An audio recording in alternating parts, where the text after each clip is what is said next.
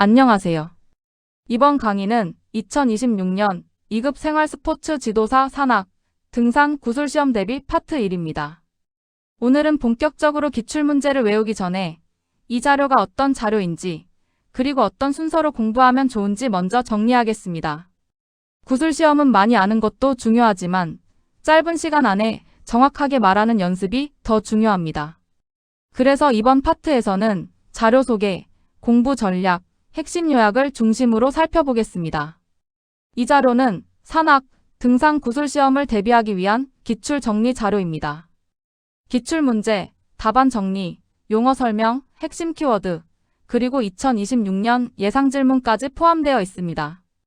단순히 눈으로 읽는 자료가 아니라 실제 시험장에서 1분 안에 말할 수 있도록 연습하는 자료입니다. 핵심은 질문을 보고 바로 답변할 수 있게 만드는 것입니다.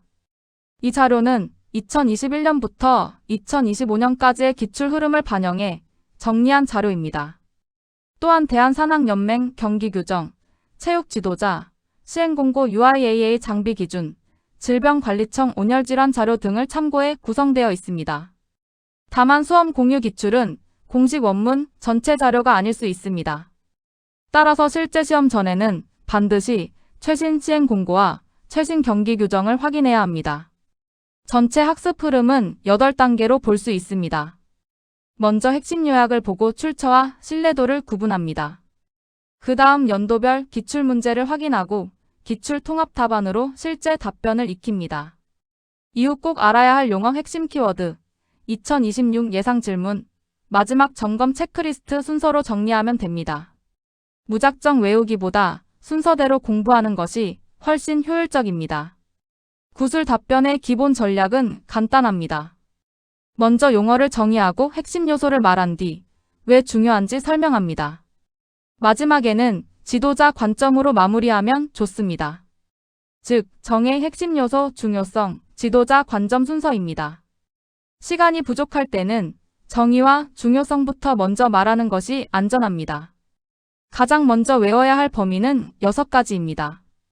규정, 판정, 종목, 안전, 등산, 교육입니다. 규정에서는 FOP, DNS, DSQ, DQB가 중요합니다.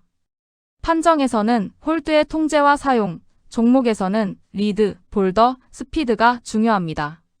안전, 등산, 교육 영역도 반복 출제되기 때문에 반드시 함께 준비해야 합니다. 구술시험에서는 답변 구조가 중요합니다. 첫째, 용어를 한 문장으로 정의합니다. 둘째, 핵심 요소를 2-3가지 말합니다. 셋째, 왜 중요한지 설명합니다. 넷째, 지도자는 어떻게 지도해야 하는지로 마무리합니다. 예를 들어 DQB는 행위 실력입니다. 라고 먼저 정의하고 마지막에는 지도자는 규정 준수와 안전을 교육해야 합니다. 라고 정리하면 좋습니다. 자료를 볼 때는 출처의 신뢰도를 구분해야 합니다.